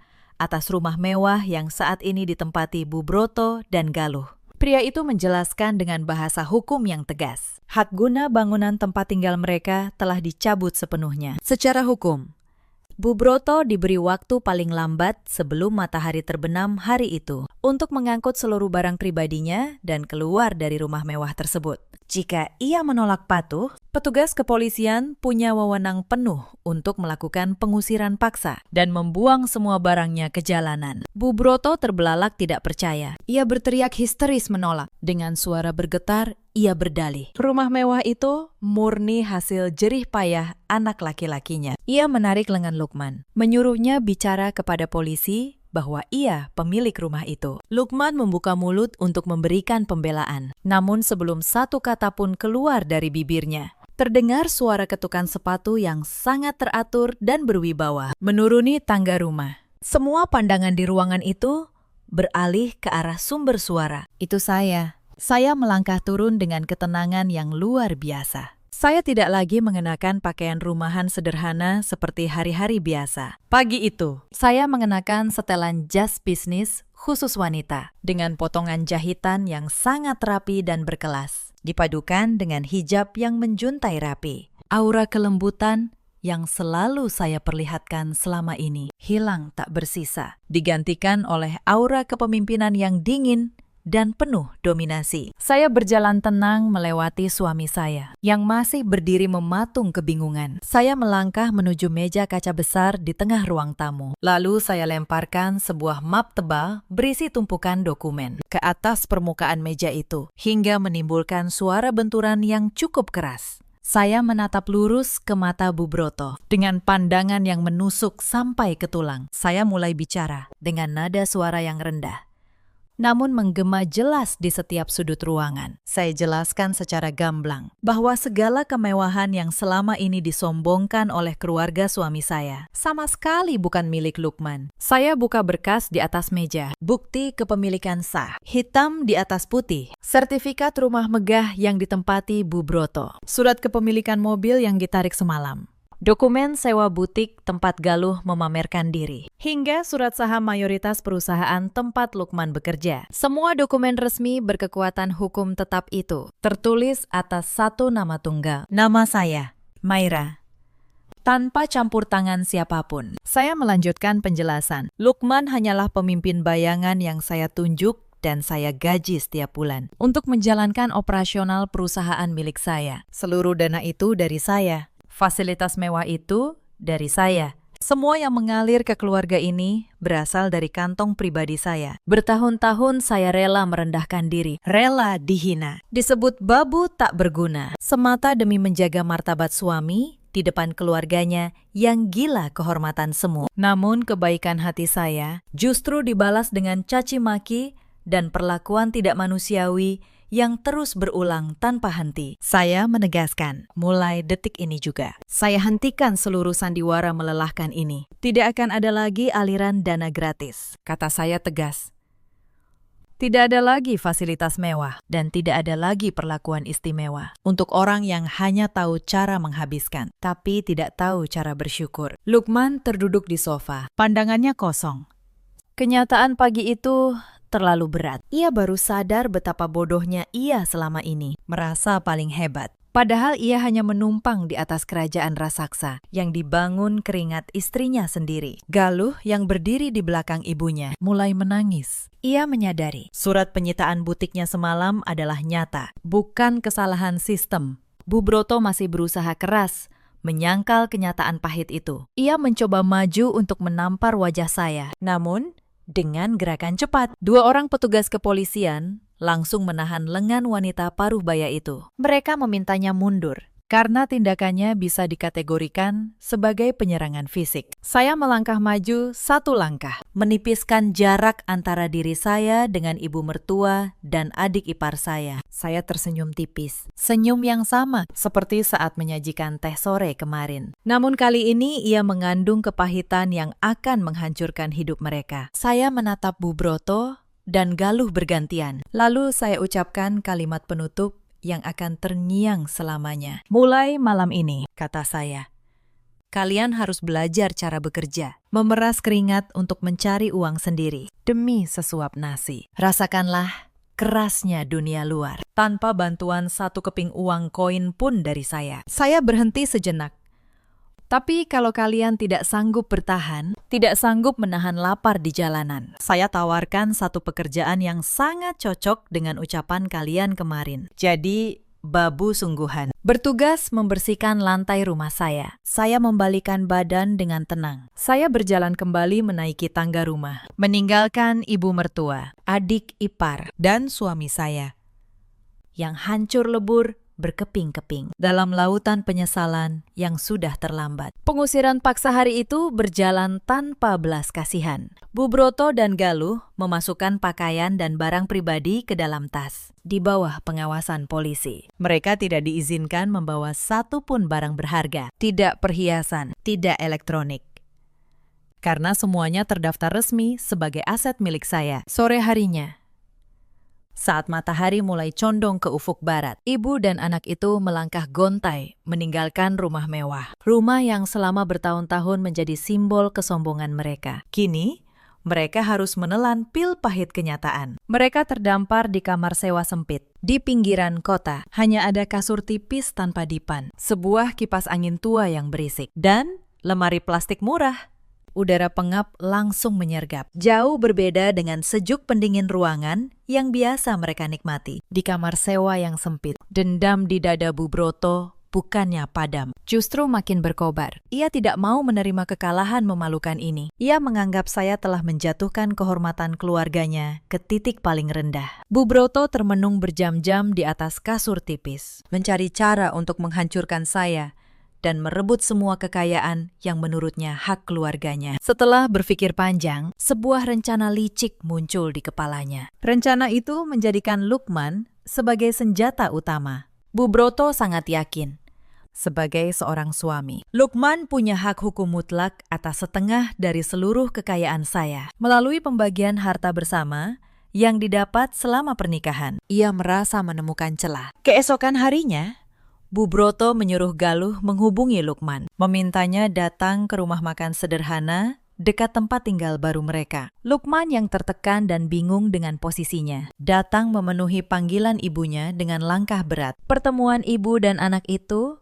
penuh air mata buaya. Bu Broto menangis terseduh, meratapi nasibnya yang kini tidur di lantai. Ia terus meracuni pikiran Lukman, mengatakan, "Saya istri durhaka yang tidak menghargai kepemimpinan seorang suami." Bu Broto meyakinkan Lukman, satu-satunya jalan keluar adalah menceraikan saya. Di pengadilan agama, jika perceraian terjadi, mereka akan menuntut pembagian harta bersama. Dengan setengah kekayaan raksasa itu, keluarga mereka akan kembali berjaya. Lukman awalnya ragu. Ia masih punya rasa sayang kepada saya dan sadar betul kemarahan istrinya adalah buah kesalahan keluarganya sendiri. Di titik itu, ia masih bisa memilih jalan yang benar. Namun, manipulasi emosional yang terus dilancarkan ibunya, ditambah perasaan terhina sebagai laki-laki, karena ternyata selama ini ia hanya dijadikan alat oleh istrinya. Perlahan menggerus nuraninya. Hasutan tentang harta bersama bernilai ratusan miliar rupiah membuat mata Lukman menjadi gelap. Ia mulai merasa berhak atas kompensasi tenaganya memimpin perusahaan. Meski modalnya sepenuhnya dari saya, didorong sakit hati dan keserakahan. Lukman akhirnya mengangguk. Ia menyetujui rencana ibunya untuk menggugat cerai dan menuntut pembagian harta. Keesokan paginya, Lukman melangkah, penuh percaya diri, menuju gedung perkantoran megah. Ia datang menemui pengacara keluarga di sebuah firma hukum ternama. Resepsionis mengantarnya ke ruangan pengacara senior kepercayaan perusahaan. Lukman duduk di kursi tamu. Langsung mengutarakan niatnya untuk bercerai. Ia meminta pengacara menyusun gugatan pembagian harta bersama, memastikan seluruh aset, rumah mewah, mobil, rekane, dan saham perusahaan dibagi sama rata. Lukman bahkan sudah membayangkan masa depan cerah, menjadi pengusaha mandiri yang kaya dari hasil perceraian itu, tanpa lagi berada di bawah bayang-bayang istrinya. Pengacara senior itu mendengarkan seluruh pemaparan Lukman dengan ekspresi datar. Setelah Lukman selesai, ia membetulkan kacamatanya, menarik napas panjang, lalu mengambil anak kunci dari saku jasnya untuk membuka laci meja yang terkunci. Ia mengeluarkan sebuah map kulit gelap dan meletakkannya di hadapan Lukman. Lalu, dengan nada hati-hati, namun mematahkan semua angan kliennya, ia berkata bahwa niat menuntut pembagian harta bersama itu mustahil diwujudkan di pengadilan manapun. Lukman bingung.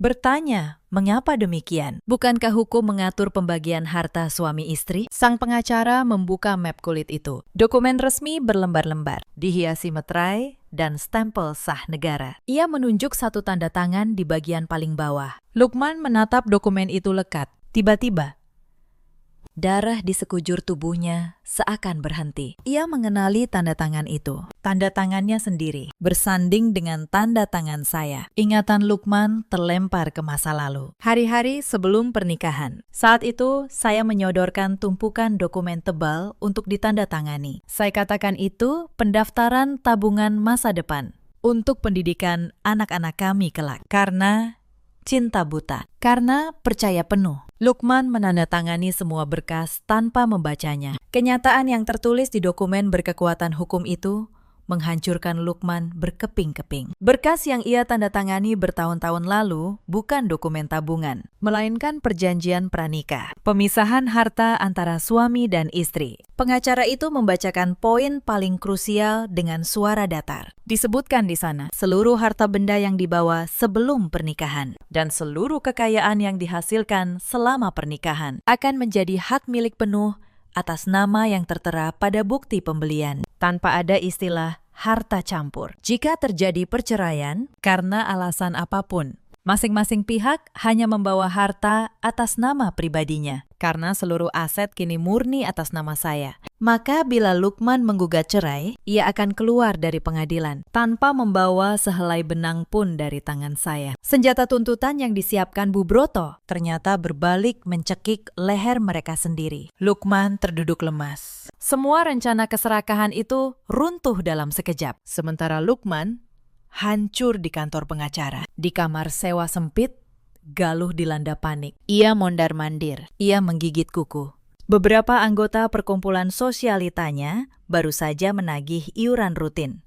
Jumlahnya puluhan juta rupiah. Jika tak membayar hari itu juga, Galuh akan ditendang keluar dari pergaulan elit. Namanya akan jadi bahan tertawaan. Ketakutan kehilangan status sosial palsunya. Otak liciknya berputar cepat mencari uang tunai besar dalam waktu singkat. Pandangannya tertuju pada tas kerja Lukman yang tertinggal di sudut kamar sewa. Galuh mendekat dengan hati berdebar, lalu membukanya.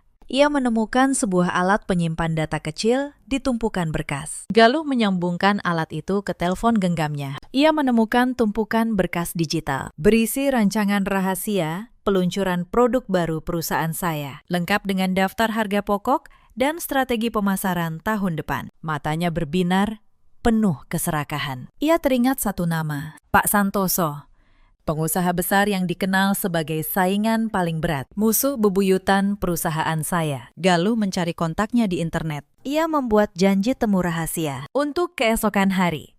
Ia berniat menjual seluruh dokumen rahasia itu kepada pesaing saya demi setumpuk uang, tanpa pernah menyadari sedikitpun bahwa langkah yang ia ambil ini adalah jebakan mengerikan. Jebakan yang akan menyeretnya masuk ke dalam neraka penderitaan tanpa akhir. Keesokan harinya, Galuh merapikan pakaian termahal yang masih berhasil ia selamatkan dari pengusiran. Ia menatap pantulan dirinya di cermin retak di dinding kusam kamar sewa. Rasa muak memenuhi dadanya. Setiap kali menghirup udara pengap bercampur bau selokan dari luar jendela. Ia merasa tidak dilahirkan untuk hidup melarat seperti ini. Di kepalanya, ia keluarga seorang pemimpin perusahaan yang seharusnya menghabiskan waktu berbelanja di mal mewah, bukan membusuk di pinggiran kota yang padat. Dengan tekad bulat, Galuh menggenggam alat penyimpan data yang ia curi dari tas kakaknya sendiri. Benda sebesar ibu jari itu ia yakini sebagai kunci emas pembuka jalan keluar. Ia sudah membuat janji temu dengan Pak Santoso, pengusaha besar yang dikenal sebagai ancaman paling nyata bagi bisnis saya. Galuh yakin,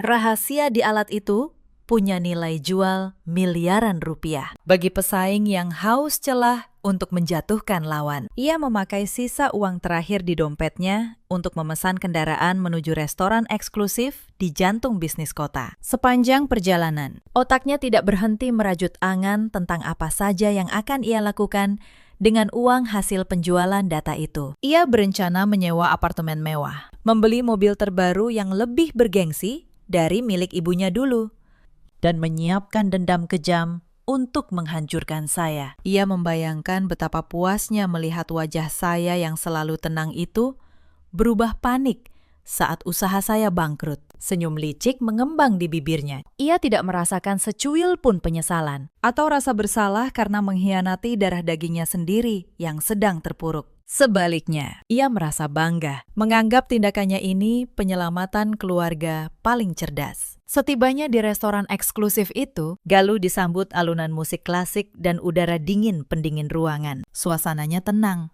mewah, tertutup.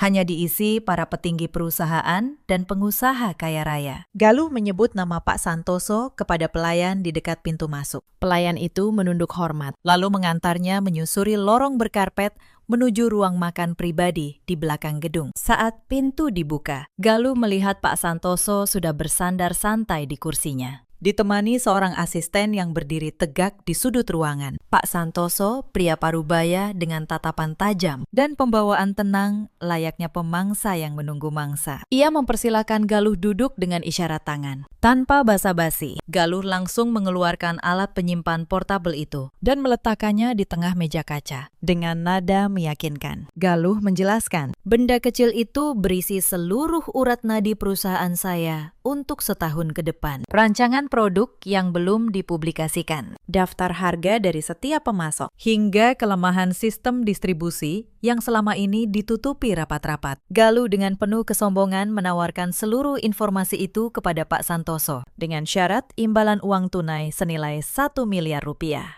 Sebuah angka yang ia sebut tanpa keraguan. Pak Santoso mendengarkan setiap perkataan Galuh dengan wajah yang sama sekali tidak berubah ekspresinya. Ia hanya tersenyum tipis, lalu menyuruh asistennya menyambungkan alat itu ke sebuah komputer jinjing. Setelah memeriksa sekilas dokumen digital di layar, Pak Santoso mengangguk. Ia menyetujui tawaran itu, tanpa menawar sedikit pun. Ia langsung memerintahkan asistennya untuk segera memindahkan dana 1 miliar rupiah langsung ke nomor rekening pribadi Galuh. Saat itu juga, hanya dalam hitungan menit, telepon genggam di genggaman Galuh bergetar. Ada pemberitahuan baru masuk. Galuh membuka aplikasi perbankan. Tak sabar, matanya terbelalak, jantungnya berdebar, napasnya tertahan. Melihat deretan angka 0 panjang di saldonya. 1 miliar rupiah. Benar-benar masuk.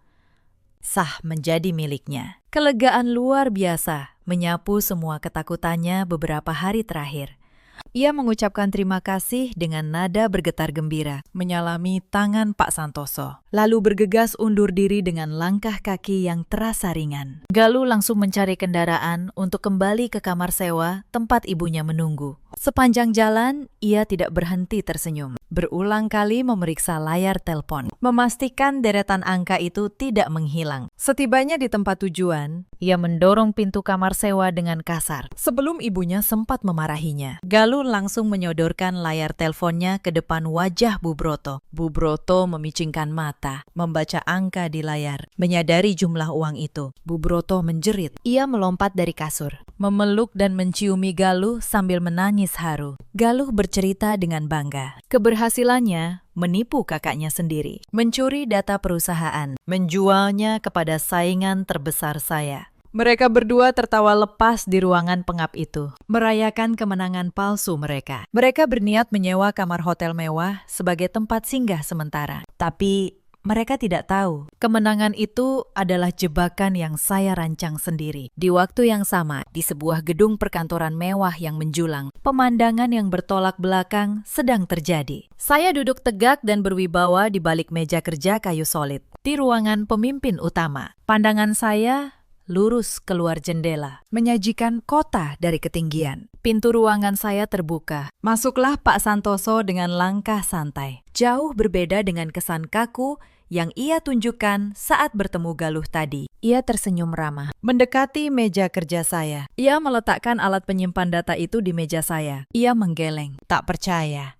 Pria yang dianggap musuh bebuyutan itu ternyata bukan musuh sama sekali. Ia penasihat keuangan yang paling saya percaya. Salah satu penanam modal paling setia. Sejak perusahaan ini belum jadi raksasa, saya memutar alat penyimpan itu perlahan di jari-jari saya. Pak Santoso menceritakan betapa sombongnya tingkah Galuh saat menawarkan data itu. Dan betapa mudahnya perempuan serakah itu masuk ke perangkap yang sudah kami susun matang. Semua kejadian hari ini, mulai dari tas kerja Lukman yang sengaja saya tinggalkan dalam keadaan terbuka di sudut kamar sewa, hingga pertemuan dengan Pak Santoso, adalah skenario yang saya rancang dan saya sutradarai sendiri. Dokumen yang dicuri Galuh dengan bangga itu sama sekali bukan rahasia perusahaan yang sebenarnya. Itu sekumpulan rancangan produk gagal yang sudah dibuang dan informasi palsu yang sengaja saya buat semata sebagai umpan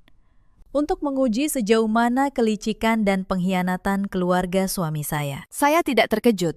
Galuh menggigit umpan itu tanpa berpikir. Saya paham tabiat parasit yang selalu mencari jalan pintas tanpa mau berkeringat. Saya tersenyum dingin. Saya berterima kasih atas kerjasama Pak Santoso. Permainan ini baru memasuki babak penghancuran yang sebenarnya. Di kamar sewa sempit, kegembiraan ibu dan anak itu terhenti mendadak. Galuh yang berniat membayar uang muka kamar hotel mewah lewat aplikasi tiba-tiba mengernyit saat ia menekan tombol pembayaran. Sebuah jendela peringatan muncul. Transaksi ditolak sepenuhnya oleh pihak perbankan. Galuh panik.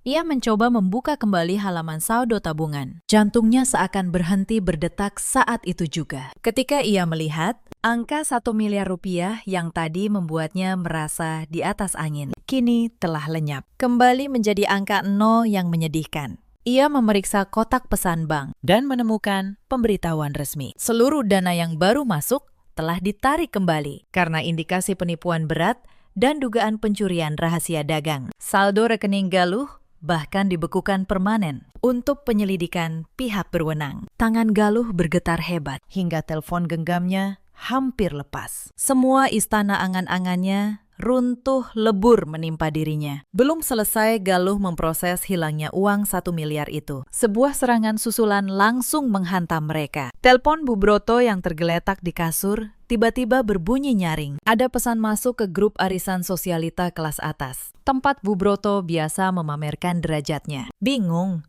Ia membuka sebuah rekaman video yang baru dikirim nomor tak dikenal. Layar menampilkan wajah Galuh dengan jelas. dari sudut tersembunyi. Rekaman itu menangkap dengan jernih saat Galuh memohon dengan nada rendah, membongkar aib keluarganya sendiri, dan menyerahkan alat penyimpan data kepada Pak Santoso demi segepok uang. Terdengar jelas ucapan Galuh yang merendahkan saya dan Lukman demi keuntungan pribadi. Pesan yang menyertai rekaman itu singkat namun mematikan. Ia memperingatkan seluruh anggota arisan agar waspada pada perempuan penipu yang sanggup menjual keluarganya sendiri demi gaya hidup mewah. Wajah Bu Broto seketika pucat pasi, bagaikan kehilangan seluruh aliran darah. Mulutnya terbuka lebar, tanpa sanggup mengeluarkan suara. Ia menyadari kehancuran nama baik keluarganya kini telah tersebar luas dan tidak bisa diselamatkan lagi. Matahari terik membuat udara di ruangan sempit itu mendidih. Namun panas itu tidak sebanding dengan api yang membakar dada Bu Broto. Setelah melihat rekaman yang tersebar di grup arisannya, pikirannya kalut. Napasnya tersengal menahan emosi. Ia tidak bisa menerima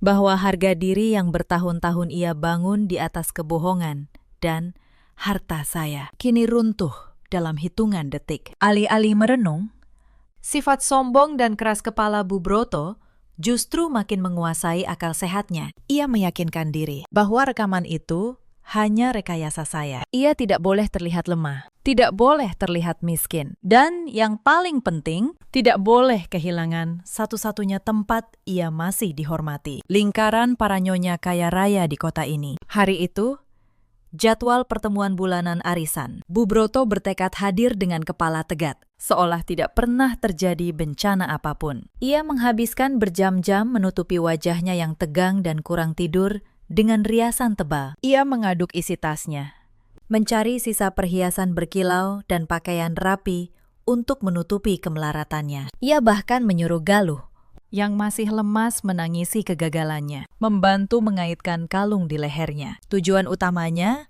memaksakan diri hadir, bukan sekedar gengsi. Di balik senyum palsunya, ia punya misi rahasia. Ia berencana meminjam uang tunai dari beberapa teman dekatnya. Ia yakin, dengan kepiawaiannya berbicara dan status masa lalunya, mereka akan mudah meminjamkan puluhan juta rupiah. Uang itu akan ia pakai untuk menyewa rumah yang lebih layak, mengembalikan gaya hidupnya yang hilang, dan menyewa pengacara hebat untuk membalas saya di pengadilan, demi merebut kembali apa yang ia anggap miliknya. Dengan sisa uang terkecil yang ia kumpulkan, Bu Broto memesan kendaraan menuju restoran mewah bertaraf internasional. Tempat arisannya berkumpul setiap bulan. Tempat yang hanya melayani tamu dengan pesanan jutaan rupiah untuk sekali duduk. Ia turun di tepi jalan, tidak berani masuk ke area penuh kendaraan mewah. Bu Broto menegakkan punggung, melangkah dengan gaya angkuh yang dibuat-buat, mengabaikan tatapan petugas keamanan yang mengenali wajahnya dari rekaman yang sedang ramai diperbincangkan. Jantungnya berdebar menahan gugup. Namun ia terus memasang senyum terlebar saat pelayan mengantarnya menuju meja panjang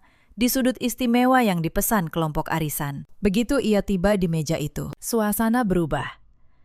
Tawa lenyap, hening yang canggung. Belasan wanita berpakaian mahal berlapis perhiasan. Serentak mereka menghentikan obrolan. Mereka menoleh ke arahnya. Tatapan mereka tak lagi penuh hormat seperti dulu. Kini penuh cibiran dan pandangan merendahkan. Bu Broto menelan ludah. Ia tetap tersenyum, menyapa seolah tak menyadari apapun. Ia duduk anggun, memuji penampilan teman di sebelahnya, lalu mengaku sibuk mengurus bisnis hingga tak sempat membalas pesan. Sebuah kebohongan murahan untuk menutupi fakta bahwa ia menghindari grup setelah rekaman itu tersebar. Teman-teman sosialitanya hanya menanggapi dengan senyum miring dan gumaman pelan. Beberapa terang-terangan berbisik sambil melirik perhiasan Bu Broto. Arisan dilanjutkan dengan hidangan mewah. Bu Broto makan dengan lahap karena ia memang belum makan yang layak sejak hari pengusiran. Setelah makan, tibalah saat paling mendebarkan. Pengumpulan iuran bulanan. Jumlahnya besar. Bendahara arisan berkeliling meja menagih satu persatu. Bu Broto pun mulai menjalankan misi rahasianya. Dengan suara selembut mungkin, ia mendekat. Teman yang dulu paling sering memujinya. Ia mengaku sedang ada kendala perputaran uang di bisnis keluarganya. Ia meminjam puluhan juta. berjanji mengembalikan dalam waktu dekat. Berikut bunga sebagai tanda terima kasih. Namun teman yang dulu paling manis kini menatapnya sinis. Dengan suara dikeraskan agar seisi meja mendengar. Ia berkata, "Tak mungkin meminjamkan uang kepada orang yang baru tertangkap kamera menjual rahasia keluarganya. Dengan jaminan apa Bu Broto akan membayar, sementara hartanya sudah disita?" Seketika, tawa tertahan pecah di sekeliling meja. Satu persatu, wanita-wanita itu mulai melontarkan kalimat sindiran tajam. Mereka membahas rekaman itu secara terbuka di depan wajah Bu Broto, membicarakan bagaimana ia selama ini hidup dari belas kasihan menantunya. Sambil berlagak menjadi nyonya besar, Bendahara Arisan lalu berdiri. Dengan tegas ia mengumumkan, keanggotaan Bu Broto resmi dicabut karena perbuatannya mencoreng nama baik kelompok. Wajah Bu Broto memerah, lalu memucat. Tubuhnya gemetar menahan malu. Ia berdiri dengan kaki yang hampir tak kuat menopang. Tak ada satu tangan pun terulur. Tak ada satu suara pun membela. Ia ditinggalkan sendirian. Bu Broto berjalan keluar dari restoran mewah itu dengan langkah tertatih, meninggalkan tawa para wanita yang dulu memuja kekayaannya. Di tepi jalan, di bawah terik matahari, untuk pertama kalinya, ia sendirian, tanpa harta, tanpa nama, tanpa siapapun. Sementara itu saya berdiri di balik kaca ruang kerja, menatap kota dari ketinggian. Asisten saya melaporkan, semua skenario selesai, tanpa celah. Saya tak merasa gembira, juga tak merasa puas berdendam. Yang saya rasakan hanya kelegaan, karena beban sandiwara panjang itu akhirnya bisa saya lepas. Beberapa hari kemudian, Lukman datang ke kantor saya, bukan lagi sebagai pemimpin bayangan dengan dada membusung, tapi sebagai seorang lelaki yang hancur dengan mata sembab dan langkah ragu. Ia berdiri di depan meja saya, lalu menundukkan kepalanya dalam-dalam. Ia tidak meminta harta, tidak menuntut apapun. Ia hanya meminta maaf atas kebodohannya, membiarkan keluarganya menghina perempuan yang menanggung hidup mereka, atas keserakahannya yang sempat tergoda menggugat cerai. Saya menatapnya lama, lalu berkata, maaf adalah satu hal, kepercayaan adalah hal yang berbeda. Saya tidak menjatuhkan talak, tapi juga tidak buru-buru menerimanya kembali. Saya katakan, jika ia sungguh ingin memperbaiki diri, ia harus memulai dari nol. Bukan sebagai suami yang menumpang di kerajaan istrinya, tapi sebagai lelaki yang membangun harga dirinya dengan keringat sendiri. Jalan panjang, dan saya tak tahu apakah ia sanggup. Bu Broto dan Galuh tetap tinggal di kamar sewa sempit itu, tanpa harta, tanpa nama besar, tanpa lingkaran sosial yang dulu dibanggakan. Penyelidikan kasus pencurian rahasia dagang masih membayangi Galuh. Mereka harus belajar untuk pertama kalinya arti mencari uang dengan tangan sendiri. Persis seperti yang dulu mereka tuduhkan pada saya. Cerita ini mengajarkan satu hal. Jangan pernah menilai seseorang dari penampilan luar. Dan jangan menginjak orang yang diam. Karena diam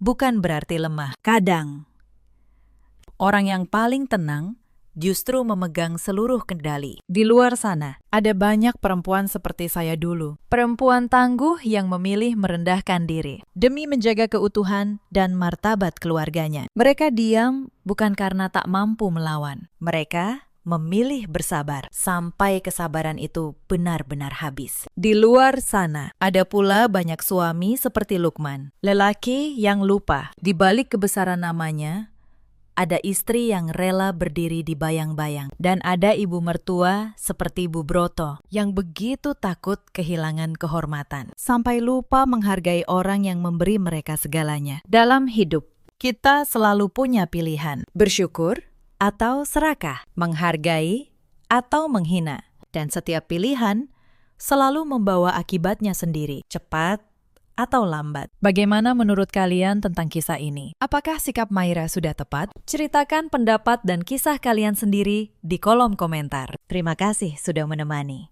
Sampai jumpa di video berikut.